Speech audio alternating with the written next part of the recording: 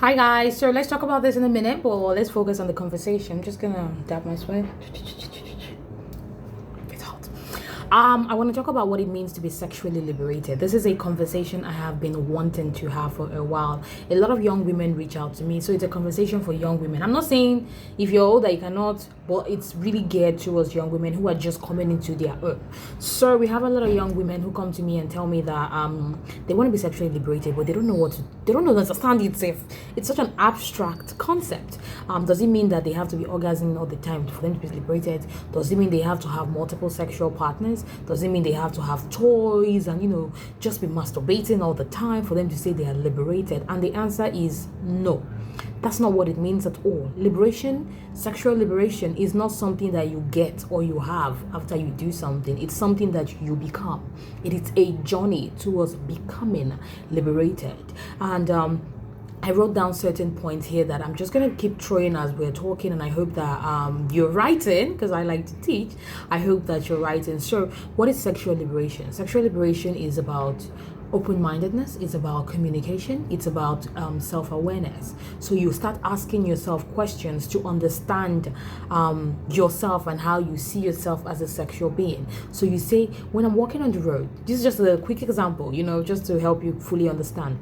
When I'm walking on the road and men look at me, or I grab the attention of men, how does it make me feel? Am I ashamed to be able to get the attention of men? Am I ashamed because I still am not comfortable with my body, that I don't want people to see it? Or am I ashamed because I have been told since I was a child that if a man should look to you, then you are the problem, then there's something wrong with you because you're the one attracting them? I want you to break that down. This is just one example. What does it mean to you to be a sexual being? When you hear the word sex, is it something that you giggle at and you laugh and you're ashamed? Why? The next question you need to ask yourself is understanding your body. Do you understand your body? I'm not even talking about the sexual side now. Do you understand it biologically? Have you read up on it to really understand how your body functions? Because knowledge is power. That's a way to liberate yourself, understanding and arming yourself with the right information. So you're growing up as a young girl now and they tell you, I say this one breast is big. But I say, man, don't they touch her more? If you did not know that it's puberty and hormone that makes a girl developed breast, whether she's young and she's fully developed, you would internalize that and say, this one that people think that a man is touching me, even if nobody is touching me, it doesn't mean that there's something wrong with me, that my own is bigger. But if you're knowledgeable, if you have read, you'll be like, you're stupid. That's why you don't know that this is hormone. And even if there's a bit of shame, even if there's a bit of anger, it is not from that side of victim where you feel like there's something inherently wrong with me. It is from the side that I'm living in a society that don't really understand the way a woman's body works. So there's something wrong with them. So understanding your body goes back to reading. I need you to take up books. I need you to read articles. I need you to go on Google and say, how does the clitoris something work, Seth? How does menstruation works? How does ovulation works? Why is it that my breast is bigger than my classmate's breast? Why is it that my bum bum is bagadang bang bang bang? Why is it that when I'm having sex, I'm not really present? What's going on? That's what it means to really understand your body. That's where you're going to get the liberation from. The next one is to understand your body sexually. That's where people start talking about issues like masturbation. It is really great if you can have a partner who is willing to go through the exploration phase with you. But see, between you and I, I'm going to encourage you to do it on your own. I'm going to encourage you to masturbate. I know people are against it, but let me break this down for you. Forget toys. Toys are great, but again, I'm talking to young people who are just starting. Forget toys. When I'm talking about masturbation, I'm telling you, you're going to use your hands. You're going to really understand yourself. You're going to touch your nipple and say, okay, my nipple, when I touch my nipple, it actually stands. Let me use the word that we know. It stands. When I touch my thighs, when I apply pressure to certain part of my body, maybe my inner thigh, or I squeeze my butt, I really like the way it makes me feel. Do not think that this is something that someone has to do to you. If not, your body will not feel it. That's not true. I will do another video on how to masturbate without toys, because it's a conversation we need to have. When you're touching yourself, you can introduce toys. That's fine. That's a good way to also encourage you to have pleasure. But I'm saying not every young person even has the money to buy toy, even where to get it. So that's where your hand comes in. You need to understand how your body works. Touching your clitoris, even if it's through your panties, is one way to see if you will get pleasure from it. Not everyone has the same kind of clitoris, in terms that some people like direct contact. It means that not panties or anything, just hand on the clitoris, and they feel pleasure. Some people, direct contact is painful, so they want you to rub it through their panties. If you don't know these things first, as a person, if you're having intimacy or sexual something with somebody and the guy is rubbing on the clitoris, it's like, this is what women like, you will be in immense pain and you would not understand, because you'll be like, every woman say the clitoris is to sweet them. Now why is my own not sweeting me? It's because you haven't explored your body. So take time to really explore how your body works, to really understand how you feel, and when you do this alone, the best part is that it takes away the pressure. It takes away the shame. When you have somebody with you, it's not the same when you're touching yourself. You know what I'm saying? Sometimes you can feel like you need to perform when you're with someone else. But when it's just you, there's nobody there. You lock the door. You can take your time to understand why this place is doing like this. When you read a book, how do you feel? When you watch an erotic movie, do you get sexually aroused? Learn what pleases you when you're trying to masturbate. Do you find yourself drifting? That's another part of liberation. Sexual liberation. Understand how you can be present in the moment. So many of us are engaging in sexual intercourse. Someone is kissing you, after 2 minutes you're bored, your mind has gone. Is that food still ready? I'm still hungry. Try to be present, and this is something you can learn on your own when you're touching yourself. As we're talking right now, my brain is like 100 things. I'm thinking of 100 things, but I have to be present. I have to make sure that I forget those things and be here. Because it's the same thing with sex. It doesn't matter what you're doing. We're thinking of so many things. So how do you make sure that you're in the moment? That is what it means to be sexually liberated. And that's what you get when you touch yourself. Apart from the fact that touching yourself allows you become okay with pleasure. Because again, we've been told in society that a woman, you like pleasure, bad girl, something is wrong with you, bad shite. No. Masturbation makes you understand that pleasure is okay. Pleasure is fine. And you can give it to yourself. So that's one angle. Another part is unlearning shame. I cannot emphasize this enough. Shame is a powerful emotion. Because if I tell you right now, wherever you are, and I say, tell me about the moment you first felt shame, you can't forget. Those moments of embarrassment, of guilt, you cannot forget, because it's so powerful. So imagine if you're carrying on to that shame, and shame comes in many ways. Depending on where you're from, depending on how you've been conditioned, your complexes, if we put it at that. If you're religious and they've told you that you must do this and do this and do this for you to enter heaven and for God to see that you're a good child of God, you are going to feel so much shame if you're doing something that is contrary to those beliefs. If you have been told from home that as a girl, you're meant to keep your legs together, no man should be able to touch you, blah, blah, blah. The first time you have sex, if it's not when you're ready, if you're not liberated, if it's not with someone that cares about you, you are going to feel immense shame. You are not even going to enjoy it at all. If you've been told that masturbation is evil, then you now go and touch yourself and the thing, give you one kind of orgasm, the thing scatter your brain. You cannot be okay, because you've been like, they've told me this thing is demonic, but I'm really enjoying it. What is going on? Guilt would set in. You start feeling guilty over pleasure.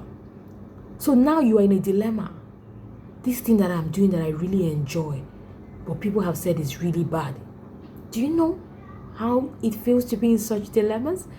It is don't set yourself up to be in a position where everything you do is horrible to yourself. So unlearn shame. It doesn't matter wherever it's from. Unlearn it. It takes years to unlearn shame. It takes a lot of reading. It takes a lot of open-mindedness. We are not naturally open-minded. It takes a while. So unlearning shame is an aspect that I would really love for us women to get into. The next one is the ability to say yes, the ability to say no. I don't want to have sex now, I want to have sex later. I want to have sex now, but I want to cuddle after we have sex. Agency, that's when you can be who you really want, say what you want at that moment, what you don't want. It takes a while to be that. Let me tell you, it takes a while to be able to say no. Not everybody can get there. So understand that it is a journey, like I say. The next one, we have so many here, and I don't know if we're going to be able to cover everything. The next is understanding that even if you're a virgin, sweetheart, you can be sexually liberated. Because everything I've said here now, I've not even said bring anybody to have sex with. I'm saying do the work. You can be a virgin and say, I don't want to have sex now, because I know what sex means to me. I know what pleasure means to me. I know what that, intimacy means to me, and I am saving it for ba. These are my reasons. Not, I don't want to have sex now because I've been told that if I have sex, my worth as a woman will go away. So I'm keeping myself. No. That is still you looking at sex through the lens of shame, through the lens of a conditioning. So you can be a virgin and you can be liberated because you know who you are, what you want, why you don't want to have sex right now, why you want to have sex when you want to have sex. When you choose to have sex, you know you're ready. Intimacy is a spectrum. You don't need to be jumping on top of the something and be giving split before you are liberated. There are certain people who have had multiple partners, who are having sex constantly, but the tiniest form of intimacy scares them off. Holding hands, cuddling. You need to ask yourself, why is it that I am able to have all the sex in the world, but when it comes to the other side of the spectrum of intimacy, it makes me uncomfortable? What is it about that makes me uncomfortable? That is liberation. So do not just look at people who are having sex all the time and say, this person is so liberated, I want to be like this person. No, don't assume that person is so liberated. You understand? It is a personal journey that I want you young people to undertake on your own, to say, this is what it means to me and this is where I am going. Don't see someone that has gone 100 steps and say, God, I will never get there. If you're on step 2, you have started the journey, and that is the beauty of it. Enjoy it. Say, I haven't gotten to where I want to be right now, but I love the journey of unlearning. I love the journey of becoming liberated. The fact that you can even say that I haven't gotten there, but I love the journey of becoming, is already a power to yourself that you are really on that journey of sexual liberation. It is a very vast conversation, and I probably didn't even talk about every single thing that I wanted to talk about, but it is something that I want you to recognize, that you don't just get it, you just don't have it, you become it. Okay, one simple question for people that have been having sex a lot. This is not just for young people, even older people. When it comes to mourning, are you really responding to the touch, or are you acting out or performing? When your person touches you, when you mourn, are you really mourning to the touch of the person? Or have you read so much Mills and Bones? Have you watched so many porn that you know how, or you believe that this is how people are meant to respond? That when you engage in that sexual activity, you just play back what you have recorded. Ask yourself. Sometimes we don't even know. Sometimes we think we're in control, but are we really in control? It's a very simple question that will allow you to unravel. If I have really been performing, that means I am not present. That means I am not breathing through the process. That it feels really good. Yes, I'm not saying it doesn't feel good. That's why I'm not mourning. It feels good. But am I really, really in touch with my emotions, with myself, that I am feeling it? Am I present? So these are the issues that you need to discuss, that you need to embrace and say, these are the questions I'm going to ask myself. You might not get the answer immediately. Sometimes it could be in a year or two, because you're growing as a human being. And the more you grow, the clearer it becomes. That's why sometimes you say when you get to your 30s, the sex is the best and this. Forget the hormonal part of it. People say this because the older you get, the more you know your body. But you don't need to wait till your 30s to know your body. Who says you can't know it now? You can start the journey now. I'm having great sex at my age. Who says I need to be 35 for me to be enjoying it? It means that when I'm 35, I'm going to have better sex. So recognize that it's a journey. For young people, I do not want you to get stuck in the idea that you have to have multiple sex partners. You have to, you have to do things that people have been doing to be liberated. You have to act a certain way. You need to wear a certain outfit. No, that's not what it means to be liberated. It's an individual journey. And I hope this video really, threw light on the issue, and I hope it made you understand what it means to be sexually liberated, or the journey towards becoming sexually liberated, and recognize that you can get there. It's not one day. If I have sex with someone new today, I learned something new about myself. I learned something new about sex. If I have sex with someone I've had sex before, I learned something new about myself. So you're always learning, because again, it is a physical thing. It is an emotional thing. It's a merge of both. You are constantly learning. Okay? I hope you enjoyed this video, and this is the first video for 2020. It's a topic I want to talk about, and I'm really glad that I did. I hope you really liked it. And please do not forget to share this video to other people for them to learn as well. My name is Lolo Cynthia. I want to read your comments, of course. What does it mean to be sexually liberated to you? How did you get to your sexual liberation? Are you on that journey? Where are you right now? Where would you like to be in the next year? Thank you so much for watching again. My name is Lolo Cynthia. Bye-bye.